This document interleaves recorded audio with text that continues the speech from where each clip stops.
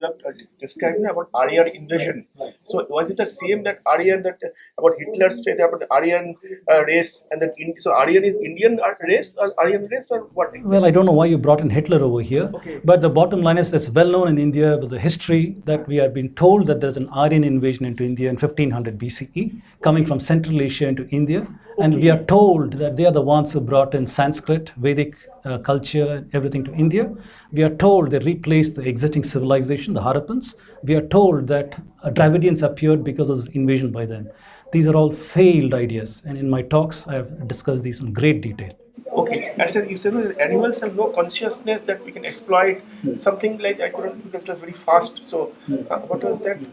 I was talking about the differences between the Abrahamic way of thinking and the Dharmic way of thinking. Yeah. In the Abrahamic way of thinking, God made man in his image. Okay. So we are made in God's image. And also a consequence of that is that animals don't have souls. Only humans have souls. And therefore, we are told in the Abrahamic religions that everything on the earth is put for man's benefit and enjoyment. Even after his banishment from Eden, everything is put for his enjoyment. So man can exploit the world at will. So that is the idea in their systems. That's what I talked about. Yes, yes, yes, yes, sir. During the transmission of humanity from Africa towards this thing, there is savanna area below the pyramid, where this all they got these habitable lands and all that, and then they settle for this thing 12,000 after the last ice age.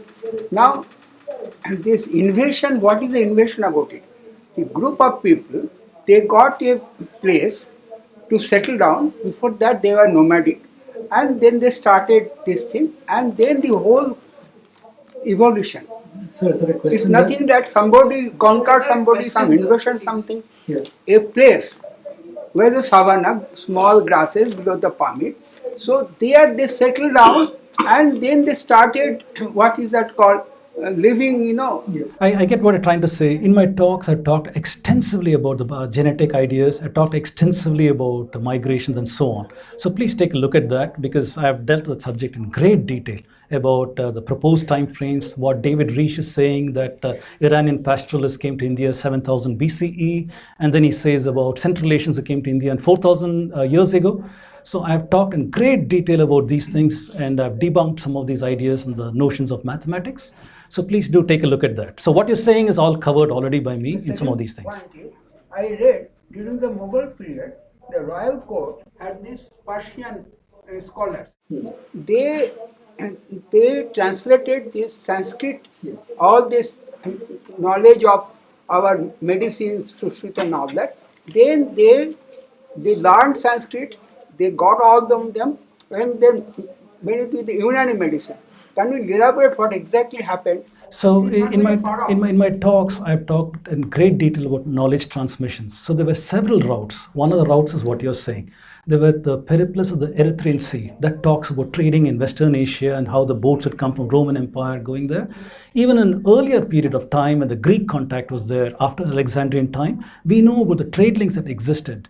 And we know how in southern India you had a trading civilization, how they would go by boat from Kanyakumari to rather Puducherry to Koilon to Baruk in Gujarat, from there to Lothal, from there to Sindh, from there to West Asia. We know about these things. So trading links has existed for a long time, continuously. We don't normally think about these things, but for more than 4,000, 5,000 years, there's been trade between India and the Mediterranean world, either through the sea route or the land route and so on. It need not have been around Africa as the colonialists did. It was through this more direct route.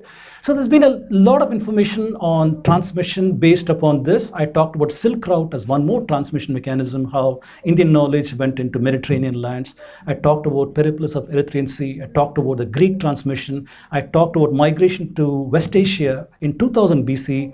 After failure of monsoons, they took the early knowledge out, how that knowledge would have impacted the Mycenaeans via the Hittites and the Mitanni people. So there's enormous information out there on how Indian knowledge could have seeded all of those lands over there. So there is no direct citation or attribution today. But if we take care to look at the echoes of Indian thought in these cultures, we might find a trace saying, yes, it makes perfect sense. This is the time A happened, A led to B, B led to C. A logical sequence can be laid out. So yes, there is you mentioned about one, but there's a lot of other information. In the secular concept of India, how this can be revived in present context? So this is a matter of great debate, and I don't want to spend time talking about this. But we know that today, in today's India, the Marxists, the liberals, and others are in charge of the education sector. So there's no way internal evidence will be used in any of their works. They are following a trajectory that has been set by colonial Indologists. They're following a trajectory that was set by Eurocentric Indologists who use linguistic model to talk about Aryan invasion theory. They're making use of people like the Marxist ideas about the fact that even the missionaries have got a vested interest to do certain things. So there are many, many forces impacting the narration of Indian history today. So it is not as if there's one lobby alone we can fight against. But in India today, officially, we have to do something. It is the education sector. That is controlled by liberals, and that is controlled by the liberals is a loose word. They have appropriated that word. The true liberal is a dharmic person, but they have appropriated that word. But the people who call themselves liberals and the people who are Marxists, they are the ones controlling the lobby, and they need to be tackled and addressed. We need to push these things, and maybe it requires an ordinance from the government to say that we are the inheritors of the ancient Indian civilization, and there's no reason why we should take a Western narrative of who we are. So it's high time that we look at our own narrative. Why is Otto Neugebauer the guru over here?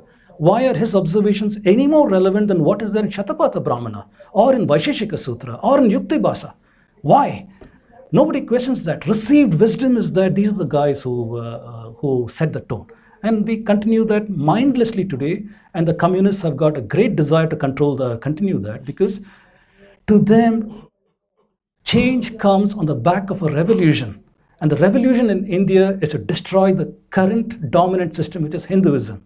If you destroy Hinduism, then change comes. That same idea is continuing in what they're doing in the education system. So there's a bigoted narration out there in textbooks and other things. So we need to ideologically challenge what they're doing, and maybe through an ordinance say that the Indic civilization should be encouraged, and we should learn more about these things. On evidence, everything on evidence, not just on jingoism or some stories that we had Vimanas and nuclear weapons in the past.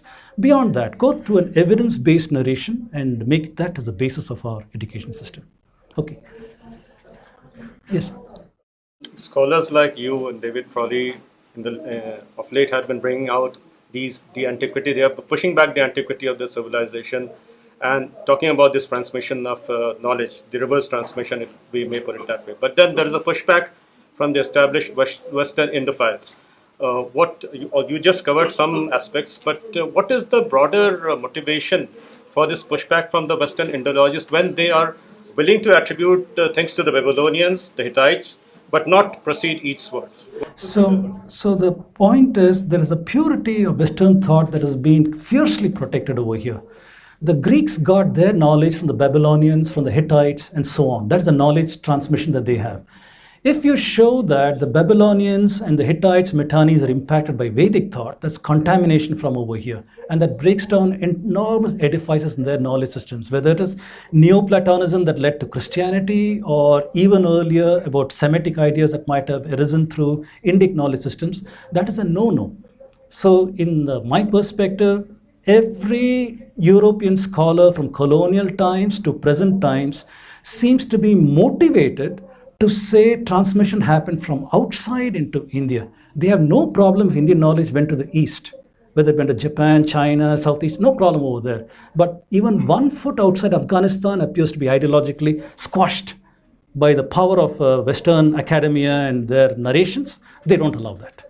So I think it's just got to be challenged on the basis of common sense and say that this is not okay. I have a question about the Aryan invasion that you spoke about. So you are saying that the Aryan invasion stands at the root of all this, determining the direction of borrowing. But don't you think, even given the Aryan invasion, it is an event that happened at one point in time, and there could have been transmission from India anyway after the Aryan invasion too? right? So don't you think you can actually de-link these two rather than putting it at the root of all these issues? That's a very good question. So it turns out that the Aryan invasion theories got several corollaries to that, and those corollaries are what determine some of these things. That ideas came from outside India into India, in not only in that period of time but in future periods of time too. While there's an acknowledgement of trade between India and other parts of the world, there appears to be a concerted effort to say knowledge only flowed from that side to this side. So all these are a mishmash of these ideas that I talked about, ideological ideas about maintaining the purity of the Semitic people, about the Christianity, and these kind of things. They might find very strange that in today's world people do that. But the more you see about the trade links that existed, you had to be open to the question, could there have been a two-way transmission? Could Indians have learned something from them? Could they have learned something from Indians? And I go there with a very open mind. But the point is, when I look at the Nakshatra model, I don't see any evidence of this in anywhere else except in China. In Arab countries, the manzil that was used in Quran and other places appear to be the Nakshatra model and such things. I don't see any kind of these things elsewhere. If I look at the models that Ptolemy is proposing or others are proposing, there does not appear to be a strong transmission route, let us say, from them into India. Our problem is all of a sudden Aryabhatta came with very strong mathematics and things like that, leading him open to the criticism, rather to today's criticism, that he perhaps took trigonometry from Ptolemy's works or earlier works and things like that. However, I showed that there is a Siddhantic period where we don't even have the works. They're referred to in later works saying there was a work that worked on mathematics. So your question is very valid and it is correct. Should we de-link this point event from everything else? But the problem today is you have a monolith mishmash of ideas starting from Aryan invasion. Sanskrit is an import. Ideas came into India from the outside. Indians were recipients for knowledge all the time, not from outside. In fact, if you look at colonial Indology early on, when they started talking about the linguistic homeland for Europeans, after they found commonality of Greek, Latin, and Sanskrit, initially they thought Sanskrit was a mother language and they thought India was the homeland. That is a time where you find very nice books coming out of French thinkers and other people, Voltaire and a lot of other people who spoke very complimentarily about vegetarianism, Indian ideas, Upanishads, and all those kind of things. However, two things changed. One is when they discovered the Hittites and the Mitannis, late 1880s and things like that. Second one is the Indian War of Independence. Once Indian War of Independence happened, then the crown took over from the East India Company, and the narrative became officially one where Indians are subjects and we are the rulers. So you are spoken down to and we are up here. That kind of a narrative happened, and an entire intellectual industry arose around trying to have a younger chronology for India. Once they found this very ancient chronology for India, they couldn't reconcile that with biblical chronology. So they went through a process of saying, I studied this Sanskrit work and I put it to a later time frame. I studied this Sanskrit work, put it in a later time frame. So the entire intellectual efforts, like today, intellectual efforts are in genetics, trying to say genetics, what happened. There was a period of time when they worked only on this, trying to say younger chronology for India. So like I said, mishmash of several ideas, ideologies have resulted in this, and the root for all these things goes from Aryan invasion. Which time period would you frame the Takshashila and all the universities of from north to south? We have plenty. Right. Being wiped out, to how the Sanskrit and how our scriptures and how the sciences that you have given different broad lines are related to this with the world. Can you tell us? Okay. So I have not done any deep study in when Nalanda or Takshashila started, but we know they're pretty ancient. Nalanda, we know, started in a certain time frame. We are told around 300 current era and so on. Takshashila is much more ancient. It was there during Alexander's time also, so 300 BC, maybe even earlier than that. So we know that those are not the only universities. There were many, many universities in India, ranging from forest universities, ranging from maybe a rishi in a hermitage just having his disciples around him, to brick and mortar kind of universities. So we have a tendency to look at brick and mortar as authentic and so on. So we only talk about Takshashila and Nalanda. But the evidence shows that there's been a continuum of thought in educational systems going back to a very, very ancient time. We know about gurus who accepted students, who taught them after a certain period of time. We know the model that they had, that there was an acharya in charge, and the inner circle of students ready to receive the wisdom, and an outer circle on their way to coming to inner circle, the brahmacharya periods that they had to have. So we know about all these things. So we know there's a tradition of learning for a very, very long time. So I think hopefully that addresses part of what you're asking. Do you link it with any time period that you've just spoken of? Where did that stand? So the logic schools that we talked about, I put some names of some rishis like Jaimani, Gautama, about Kannada and other rishis. So the Western wisdom is that these are all recent works. For example, Kannada is put to 600 BCE. And Gautama's put to another period, Kapila's put to another period. So we have great work ahead of us to look at their works, look for archaeoastronomy over there and try to say these works are dated to this period of time and try to rework the dates over there. I have not done that, but I'm hoping that scholars will go ahead and start doing these things. Well, so just like we have a clear-cut civilization connection between Indian civilization and Greek and Central Asian, do we have a similar connection with Abyssinians, Central Africans and their southern neighbors, provided they are geographically closer to us than the Greeks? Absolutely, absolutely. So we know that there were trading links. We know that there were trading links. Today there are some amazing instances where you go to Central Africa and people are saying the language appears close to Tamil. How is that possible? How is that possible? Other than trading links. They're saying Tamil is related to Elamites. How is that possible? And we see evidence of that. We see, for example, you see words like Ur. For example, Abraham was supposed to be born in Ur in Sumeria. And Ur is a very typically southern Indian word over there. So you see Elam. Elam itself is land in Tamil, right? So we see instances of Tamil words used even in Gujarat. In Gujarat, you see names of places have got Wad, and things like that, which are very similar to, again, southern Indian names.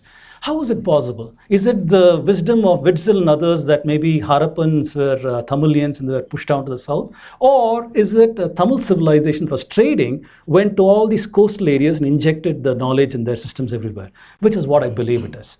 So Central Africa and other places, I believe definitely yes, especially with places like Ethiopia and other ancient civilizations. I am convinced that there was contact with them and there's a knowledge exchange with them too. Has it been studied? Not that much, because the world is biased towards the Western model about the Greeks, the Babylonians, and so on. Not so much. But the Ethiopians are a proud people who have got a lot of their own history and these things. There are claims by Ethiopian-centric scholars who say that Ethiopian knowledge is what came to India. That, for example, Murugan, they had a divinity called Murukan, who was a warlike divinity. So there are some claims all over the place. One will have to go carefully and study these claims and do those things. I've always enjoyed your talks over the years and learned a great deal from each one of them. I have a statement and a question. Statement, I think you made one mistake in answering some of the questions. No, just one mistake. You posited that Indians were the original liberals. I would just remind you that Lord Macaulay was a liberal politician, and the word liberal has always been, in my mind, a synonym for lying. So liberal and lies. Question? We have to be careful in using terminology. That's what it illustrates. Absolutely. Yes. I mean, Hitler considered himself a socialist. Yes. The question, at what point in this chronology, clearly 4,000 years ago, India was the world's innovation center, 2,000 years ago, it was the world's innovation center. Do you have a clear point in time at which that reverses or changes? So that's an excellent question. So I've been toying with that idea for a long time. I've been toying with the idea, why is it that Shatapatha Brahmana, Aittreya Brahmana have got the heliocentric model, but by the time it came to Aryabhatta, he had lost track of that. Why is it that they had to struggle back until Nilakanta Somayaji to have a partial heliocentric model? Clearly in Shatapatha Brahmana, we have a statement that sun strings all the planets to himself. That's a statement of heliocentrism as good as I can get over there. So it appears to me that early Vedic literature appeared to have a very advanced state of knowledge. And my best hypothesis at this time is the 200-year monsoon failure that happened in 2000 BCE. Today in India, if monsoons fail for one season, farmers commit suicide, they can't pay the bills and things like that. If monsoons fail for 5 years, economy is going to go for a tank and Indian GDP will go down. Can you imagine 200 years, which is what happened? 200-year monsoon hiatus caused the demise of Indus Valley civilization all over the place. In the north, you have glacier-fed rivers. Glaciers also need to be fed by rains and things like that. In the south, they're entirely dependent on rain. Can you imagine when rivers run dry for 200 years? That's 4 generations, 50-year lifetimes, 4 generations. My belief is that that caused a puncture in the intellectual tradition of India. It's a belief at this point. It's a belief that it caused a puncture in the intellectual tradition of India and required time to once again get back, and we lost a lot. That's my belief. But I don't have evidence other than the fact that we had a 200-year drought, and many intellectuals might have migrated to Mitanni lands and other places and become alienated from the Vedic culture after that. They had some remembrances with their names, Sanskrit and other things, but I believe they also took some intellectual works like mathematics, astronomy, and other things with them. But in India itself, when I look at what is happening from early periods or later periods, I struggle to explain what happened. So it could be this 200-year drought.